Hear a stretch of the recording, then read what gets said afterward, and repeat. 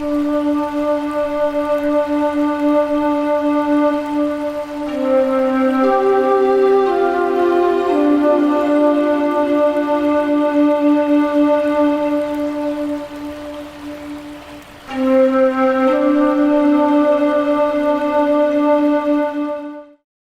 everyone. This is another Freedom to Feel conversation, and my guest today is David Steinman. He's an award winning journalist who has written best selling books on the environment and health. His latest book, titled Raising Healthy Kids Protecting Your Children from Hidden Chemical Toxins. So he's also a full time chief officer of the nonprofit Chemical Toxin Working Group, known as the Healthy Living Foundation. So, this is my brief introduction to David. The full bio will be at the end of this interview. A question that I love asking David, because I often have this very short, brief introduction to all my guests. So, this question never left me. If you were to introduce yourself to describe who you are in this very moment, how would you word that? Who is David in his own words? I'm spending a lot of time in Cancer Alley, Louisiana, Yeah.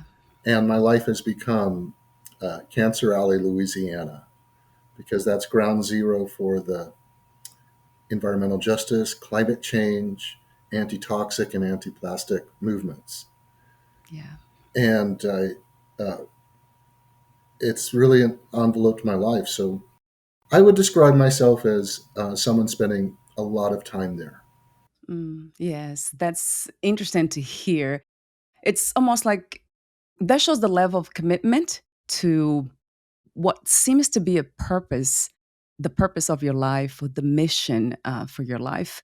And do you consider that to be a mission, a purpose, a calling, or do you call something else like a destiny type of thing? Oh, I believe it's a mission. Yeah. The reason I'm spending so much time there is it's easy to be with people who share your mission.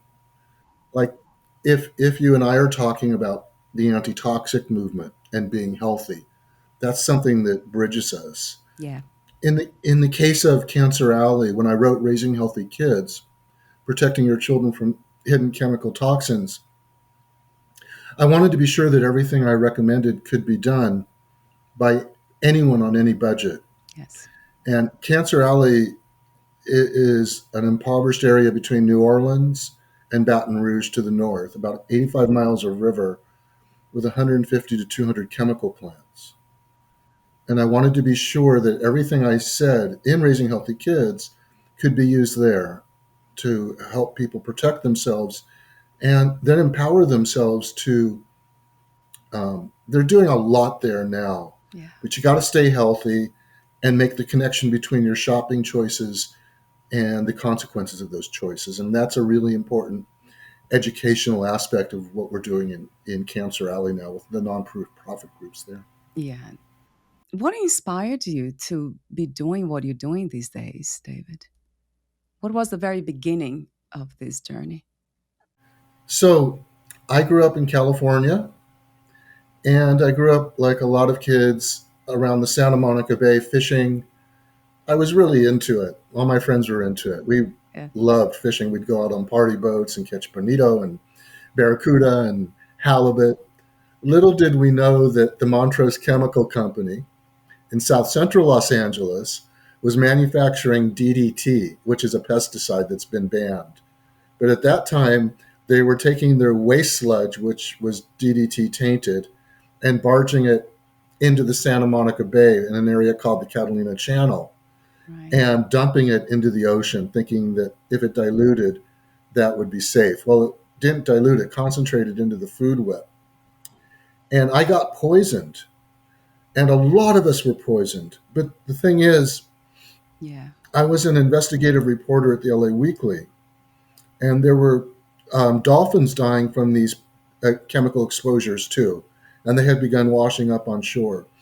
And I talked to my editor there, and we decided, well, let's not cover the dolphins. Let's see what's going on with the humans.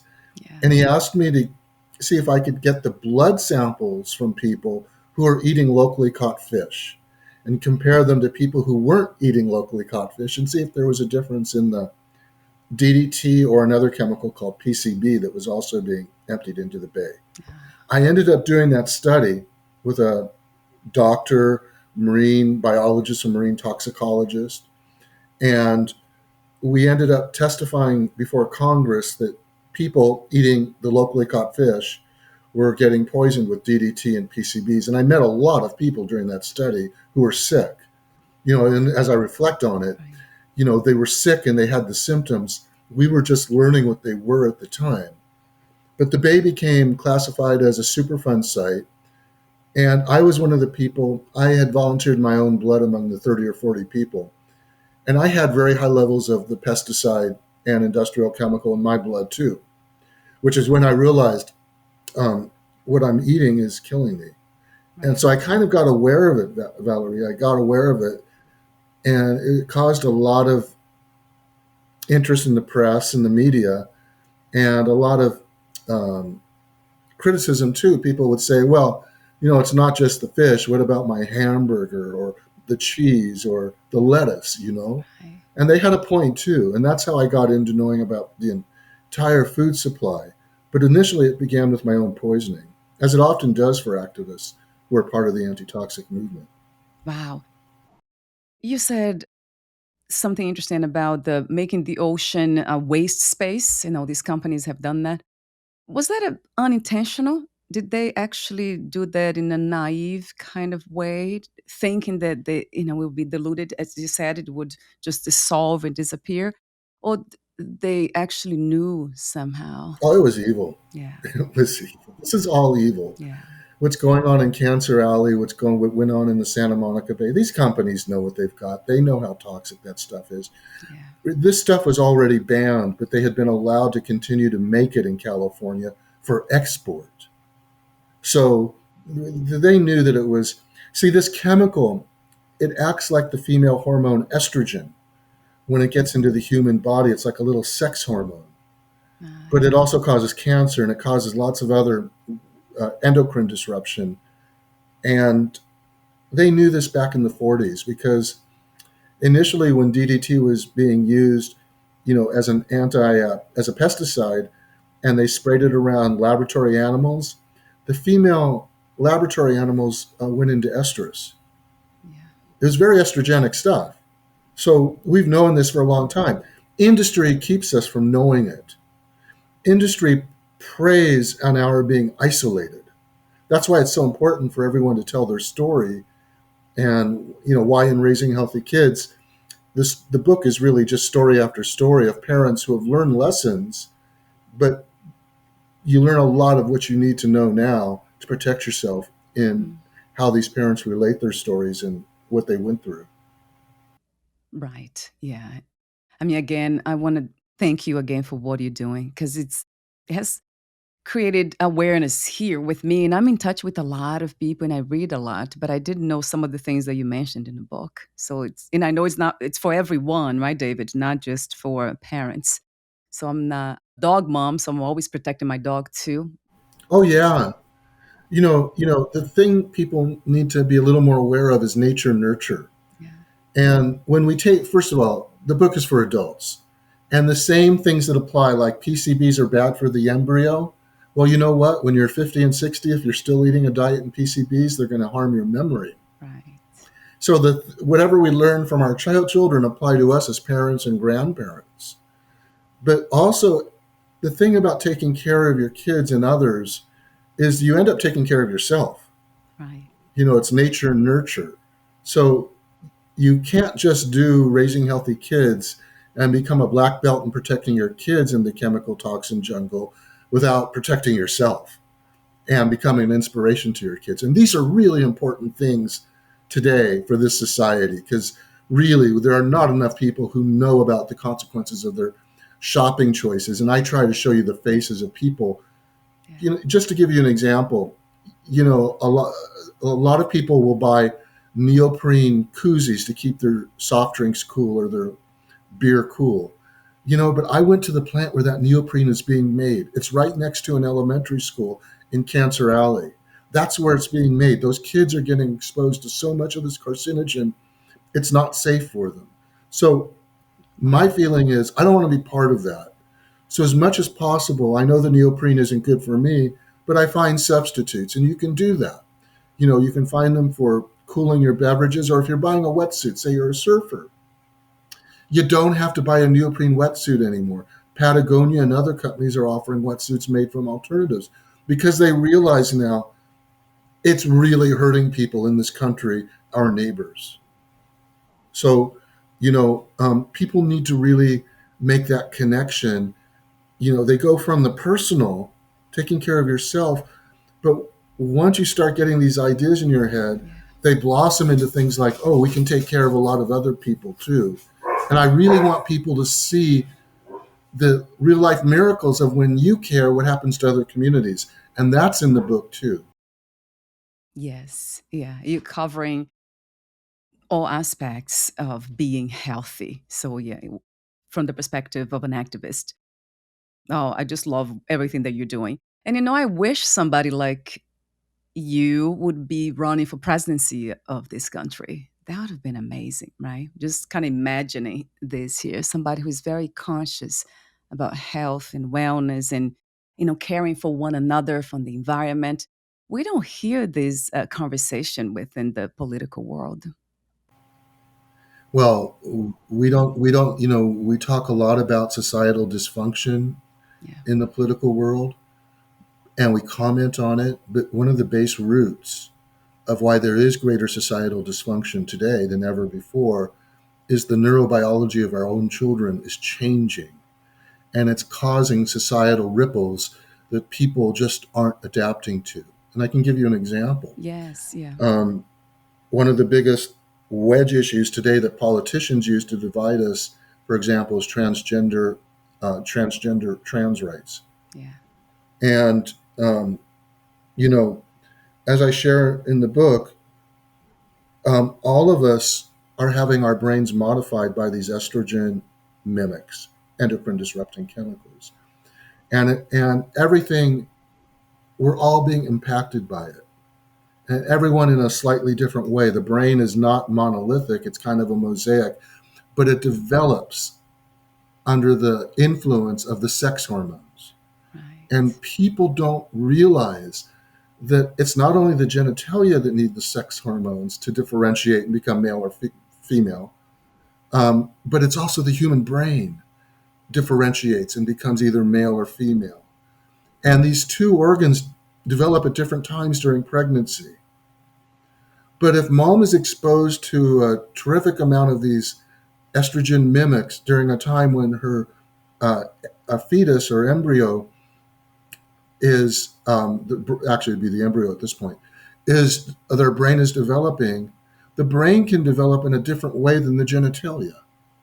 Ah, So we can get a feeling of dysphoria. Some of the kids might have dysphoria, others might express it as gender fluidity.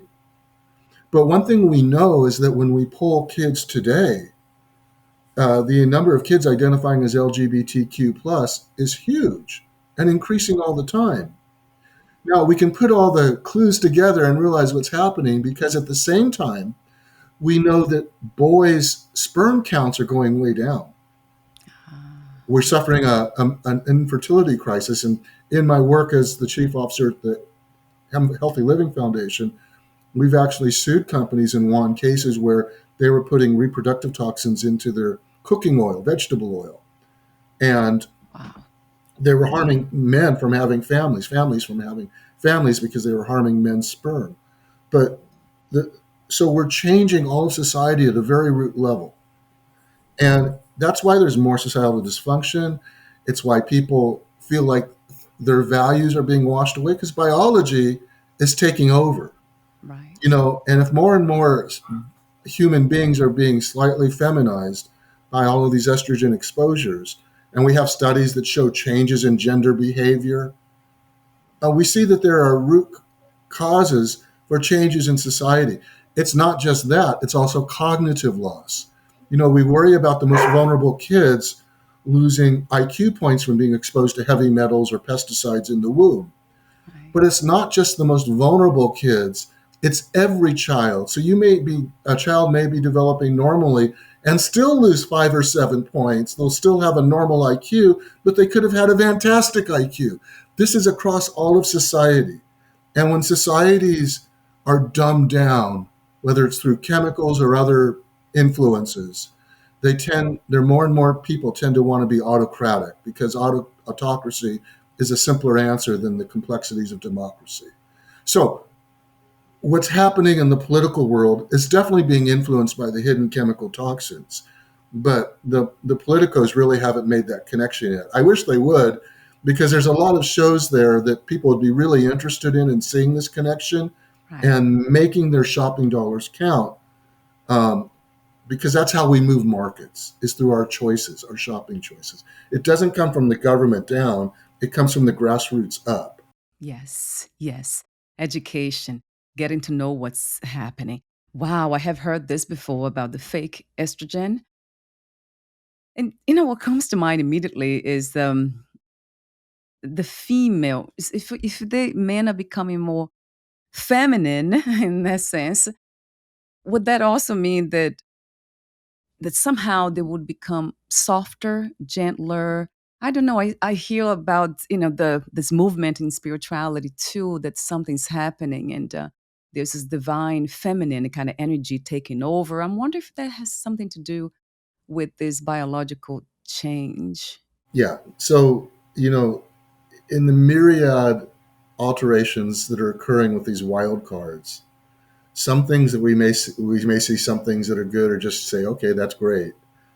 But it's coming at the expense of testicular cancer, families that Uh, can't conceive, women who can't carry pregnancies to term. Why do you think there's more IVF? Because we're toxifying our moms and our future moms and dads. We yes. really are. So, um, that's what I'm saying is there's so many variations on what is happening because of these exposures. It's countless, but we know some general trends. So yeah, we want people that are certainly living out their potential. So, maybe a child is becoming slightly feminized and it's not a big deal. We don't care that much. But that's not the only impact. It's so diverse. That's why I say it's happening in society. If we were to cut out all the pesticides from our food supply now, all the phthalates and other poisons in our cosmetics, we would have smarter children, healthier children, and a higher birth rate. And you know what? The economy would grow because of all the innovation. So it's really insane that we're not talking about this because our technology is there to produce these chemicals. But again, Valeria, it's we who are creating those markets. We created the organic market. Yeah. Government Yeah. didn't come say, hey, we're going to give you an organic seal. It was consumers saying, we want that organic seal for our foods, for our cosmetics, for other products too, because it means something, and it really does. Right. The title of your book is Raising Healthy Kids, Protecting Your Children from Hidden Chemical Toxins. So the question about organic. So we buy organic. Most of our foods here, it's organic. But how much that is true? Can we trust the label that, the products of the produce come with that says organic? Or it could be fake too? So, taking the large picture, organic is a much safer choice than conventionally sourced. Yeah. We've here at the Healthy Living Foundation have sued some organic labels for having too much heavy metal. We've never sued them for having unwanted pesticides. So there are areas where the organic industry has to be more cognizant Right. and better standards, in my opinion. But overall, when you look at the monitoring reports for organic versus conventionally sourced foods, you will see that the organic foods have far fewer pesticide residues. And when researchers look at the switch, they find that kids who are on organic diets, whereas before the switch, their urine would have amounts of chemical markers for organophosphate pesticides. After the switch, the kids' urine was free of organophosphate Yeah. pesticide markers. So we know it makes a huge difference. Also, we have follow up studies that show that women who are on organic diets during pregnancy have fewer complications. Men on organic diets have higher sperm counts, and children are less likely to be born with major birth defects and have a lower risk of some types of cancer, as well as skin allergies and other diabetes and obesity. Oh, So, the reason why is when you start thinking organic, it's really kind of like a marker for how you will think about things in the future. It's not like you're just doing it as a rote, you're digging dirt or something. There's a larger issue here. So then you start to think about, oh, I can get organic cosmetics. Cool. I can get organic sunscreen and solve a lot of those problems with chemicals like that, again, that are estrogenic that are being used in the chemical sunscreens. yeah. I can solve these problems. So organic is a whole mindset. That's why talking about organic is in the first few chapters. Also, it's a movement.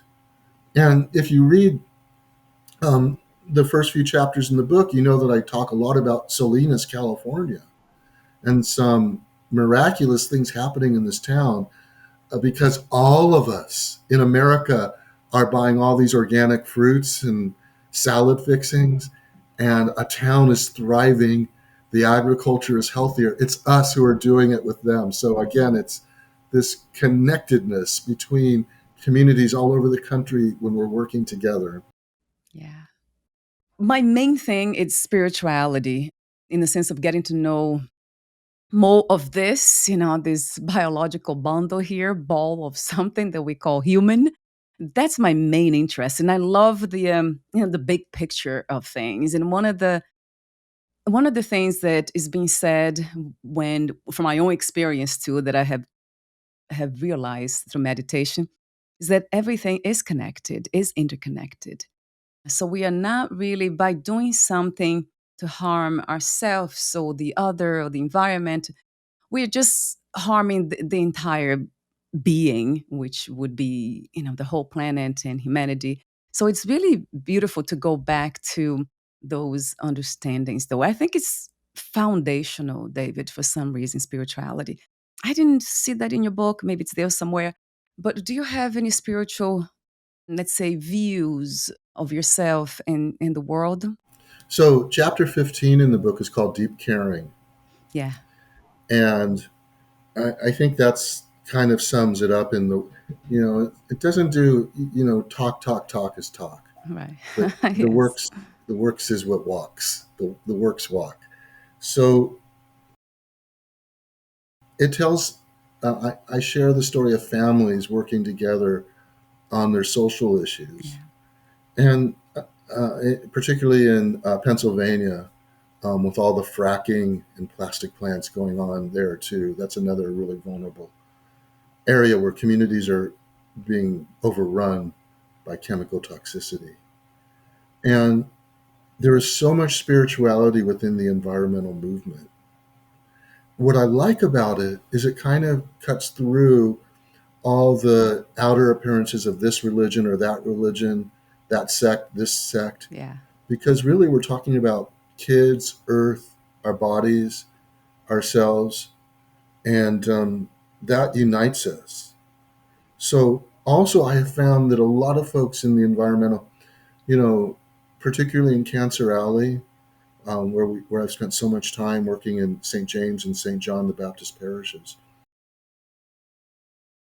some of the churches are focal points for environmental activism, but a lot of the churches actually are not. And that's because the chemical companies so completely control the communities. Mhm. Some of the churches know that their church members or their supporters are strongly affiliated with the chemical companies right there. And so they shun activism. So there's a deep feeling of religious commitment among the people I'm with, but there's also a bitterness towards some of the organized religions, congregations there. In a small community, you may have a church for 12 people, another church for 20 people. The Catholic churches are larger, though. Um, and that support could mean everything to the folks there. And yet, it's not always there. Some pastors are great. But that's why I'm saying what we believe is well beyond Methodist, Baptist, Lutheran, whatever. Um, it's just much deeper, and that's kind of a mission too. So those are things that you can share with people, and you're really comfortable with them. Yeah. And maybe you and they might disagree on some of the details of modern current events, but basically their heart's in the right place when it comes to caring about other people. So the chapter is deep caring, and it just shows all the ways that you can impart spirituality to your kids by taking them into nature, gardens, just all sorts of things that allow the books you can share with them, the children's books. And that builds, I think, for me at least, a reverence for nature and whatever larger, deity or whatever you want to call it, um, if there is one, is over there. Those are other questions. I just know that deep caring expresses the highest things that people can do for other people, and um, we all face inevitability. Doom alone counts. So this having a mission, um, some people may say, okay, doom alone counts, and I'm happy. I know where I'm going, et cetera, et cetera. But for those of us who might have a few questions about where you go when you're gone, having the mission now helps us to cover all our bases. It means a lot. And I think all of us think that way. So you talked earlier about just handing this on to another generation. I think that's part of the spirituality too, is the torch carrying. I know there will be others who can do an even better job or a different job than what I'm doing. But right now, what I'm doing is kind of indispensable. And Yeah. when I meet with folks wherever in the country, New York, North Carolina, Louisiana, California, um, we're all activists. We all have our exposure story to share, and we also know that after that, we didn't want it to happen to other people. So that's kind of my spirituality. Yes. I like the idea that we can be at peace when something happens that we cannot control. So I have seen a lot of activists, they are, peace activists, that they seemed very angry and very violent, actually.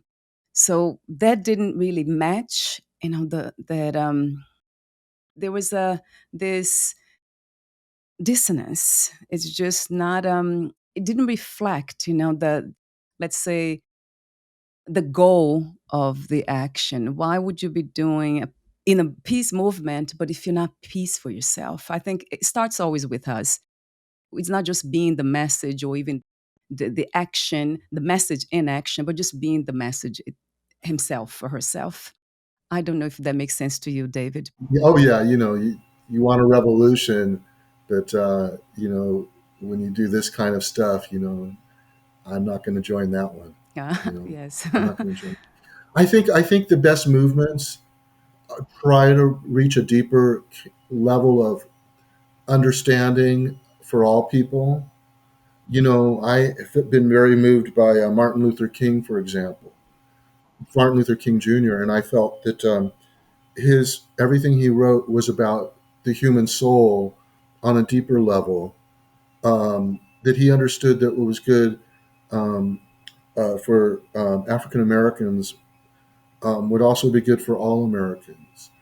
And um, also, there's a lot of anti-environmental activism too, Yeah. which can come from not necessarily anger, but fear.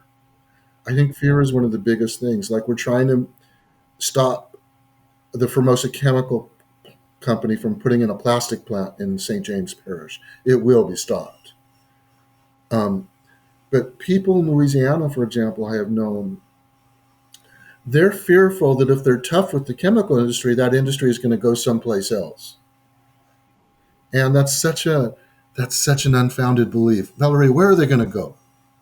Where are these companies going to go that are already there and have their infrastructure? Right. They've got to have plants in America. There's 3 or 4 places where you can do these plants now. If we had a federal government um, that actually enforced standards, and I'm trying to educate people who are fearful, you you won't lose any jobs, you won't lose income, you'll gain income and you'll gain jobs in a better environment because you'll be putting so much capital into infrastructure and retrofitting and making these fusillades, these smokestacks in Cancer Alley are flaming all the time. Yeah. They're spewing benzene, ethylene oxide, toluene, polyvinyl chloride. It's awful what they're spewing. If you clean this up more, you'll create more jobs, a better, higher technology, and they're not going to go anywhere. They're not. Where are they going to go to? California, New York? I don't think so. You know, and especially if we were coordinated on the federal and state level. So instead of being fearful, people ought to demand companies stop polluting the air of, that Fifth Ward school I told you about with the neoprene plant. Yeah. The EPA is taking the right attitude now. They've given them till October 15th to either stop polluting or shut down. So we'll see what happens. We'll see if it actually comes to fruition. The plant says if we can't keep violating the law, we're going to shut down. Wow. This is the neoprene plant. Yeah. But you know what? Do you know how good that will be for the community?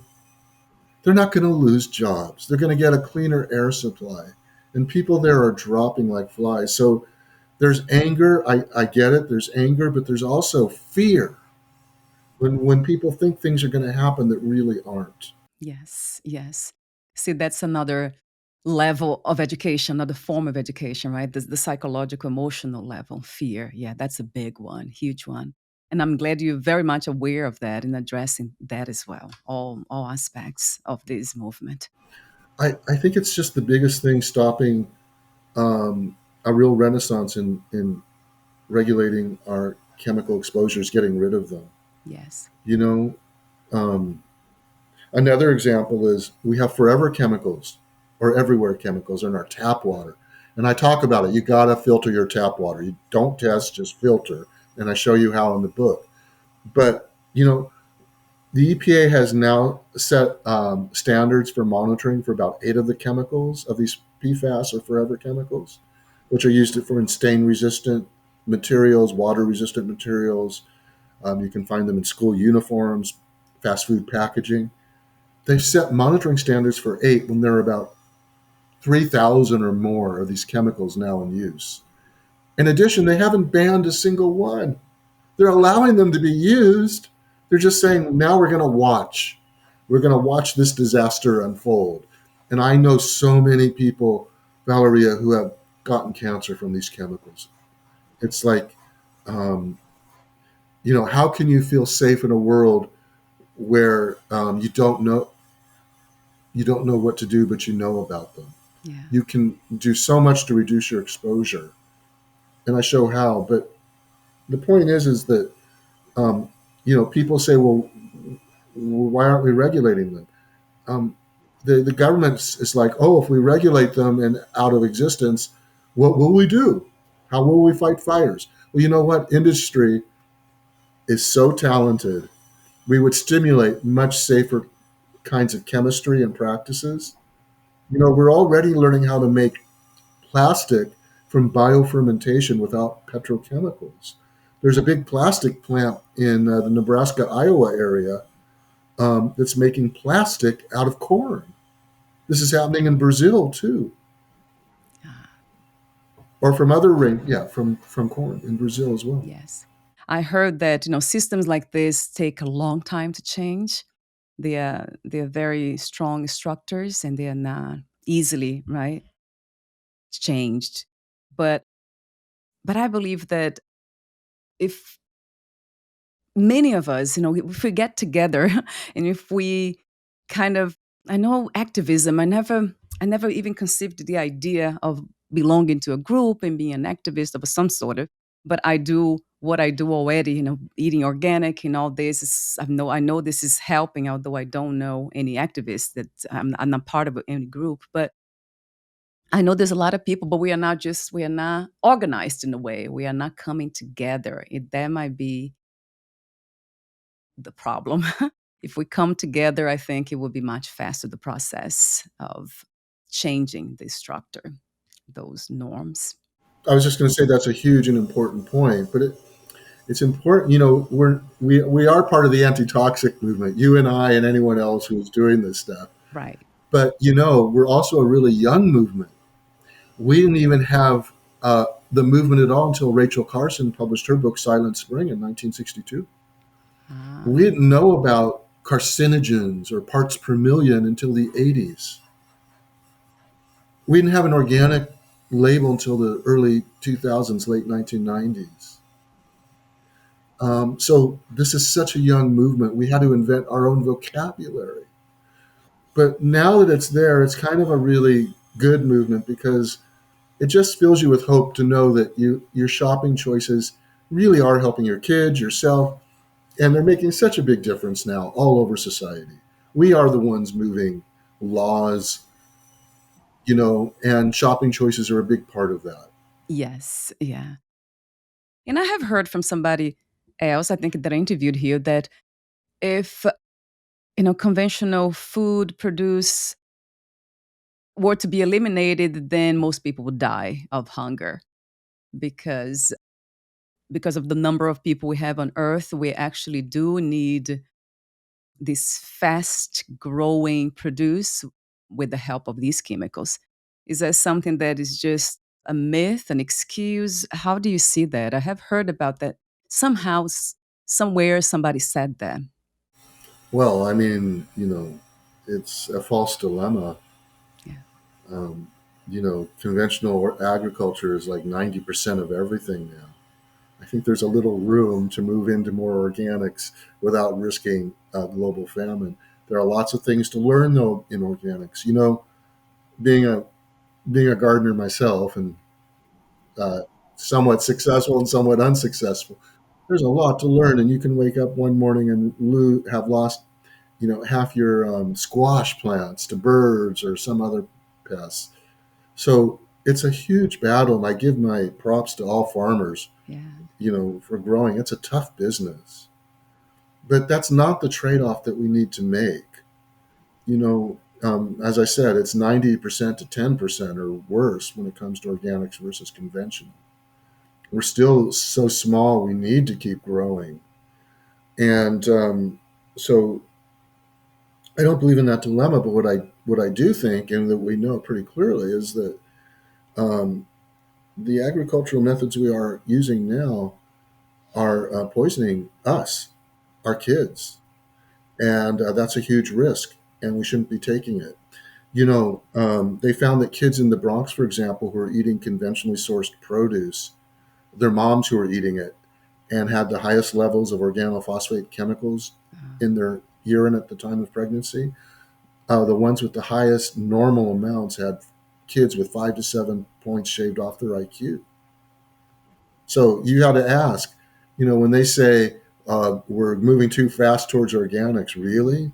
When hmm, we're losing 5 to 7 points from a significant percentage of our future generation, I don't think we're moving fast enough. that's a very good point. Yes. Yeah. It's um it's being open to use new methods, new ways of doing whatever it is that won't harm humanity, not each other. I think that's the main thing. And for some reason, it sounds very spiritual to me. And that's why I believe I talked to somebody the other day and I asked them, is that possible? He's very spiritual, but he's very political too, and almost like some sort of a political activist.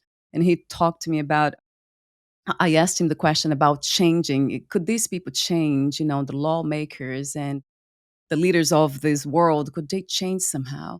And he said, we cannot wait for them to change. We need to do something ourselves. We cannot, that's not a possibility. So he was very clear about that. It's exactly your message, just becoming our own activists and doing what we can to care for ourselves, because by doing so, we are caring for nature and then for everybody else, our communities and the world at large. Oh, on yeah, we do have to educate our lawmakers, Yeah. and we do need to be political. Now, not everyone's going to do that. I get it. You know, your shopping choices can make a big difference. They do make a big Yeah. difference. But a lot of people, you know, as I share in the book, there's some really just key concepts to not let your politicians get away with. So I'll just tell you one of them that I share in the book. A little bit of this poison in your drinking water is okay. That's so untrue. It's such a lie. A little bit of everywhere chemical or forever chemical, a little bit of atrazine, a little bit of lead is not okay. Don't let them tell you that. Don't fall for that. They might say something like, oh, the cancer rate in your community is normal. I had a woman in Mooresville, North Carolina, get told that when in fact there were so many thyroid and other cancers from coal ash and nuclear radiation from the McGuire plant. Right. She was being lied to. So um, we have to make our shopping choices. But for those of us who want to get into the political arena, at least on at this level of clarifying things, we need that. That's why in the book I talk about how do you write a good law? You know, you ban the chemical. You don't watch it. You don't monitor it. Yeah. You ban it and say find something safer. It's really simple, and we need to educate our lawmakers on how simple good lawmaking can be and how effective. I haven't lost hope in that. Yeah. So it really, it kind of comes to me as a message that we have to begin like very small in our own towns, already kind of electing, selecting those politicians, those representatives per se, the leaders, right, of our communities. So later on, they can become the leaders of our country. Oh, yeah, and money talks. You know, Ah, where again in Cancer Alley, a lot of the folks on the local parish council, Valeria, the mayor, they all work for the chemical companies. yeah, So yeah, you want to get good people in there. It's really difficult sometimes, my friend. It's so difficult sometimes. We got to still hold their feet to the fire though, and make sure if they're doing bad stuff for the people, which they often are, that they get called on it. And we got to just make the system work better. At the same time, we're doing all this personal stuff for our kids. yeah, Again, those of us who can are going to be in there fighting that battle too. right. Before we say goodbye for today, I want to mention so many of the action steps that we can take. It's so the stories, and then it's very practical in so many ways. I was so curious about all these things. I made so many notes here that we didn't talk about. So one that you mentioned, filter your tap and bath water. So that's another one that I never thought about. It. I actually never filtered, I think, anything here. And then buying safe cleaning products that I do. And then something else that caught my attention was about when you talk about prevent tracking pollution into your home. A lot of times I leave my shoes. That's what I ask my husband, everybody who comes in the house, to leave it outside so nobody walks with their shoes in my house. But I would love to hear from you a little bit more about that, because you said with an inexpensive tip that costs nothing, it will save cleaning time as well. So talk to me for a moment about that. What's the best way to keep our house free of chemicals? I think it's really important to be aware of the dust in your home. Dust contains all the little elements of what you bring into your home: consumer products, electronics, Right. cosmetics, especially if you have young kids, as I write about in Raising Healthy Kids, because they're right there on the floor of that level and they're going to inhale all that dust. So, studies have shown when you put in a high efficiency particulate air filter, during pregnancy, your child will be born with a plus of about 2 IQ points. So, you really want to use it, and it works all the rest of their childhood too. So, you really want to filter your air. You mentioned cleaning products. That's really important. But I'll tell you something else that I just came across working with someone I interviewed. Um, he used to bring all of his work clothing home, Oh, and his wife ended up getting breast cancer. So If you work at an occupation where you might be chemically exposed, or just it's kind of a dirty job, whatever, working around cars or mechanical things, you want to leave all that clothing at your workplace and have it washed there. Because when you bring it home into the house without it being washed, it contaminates your kids, your wife, or your partner, Right.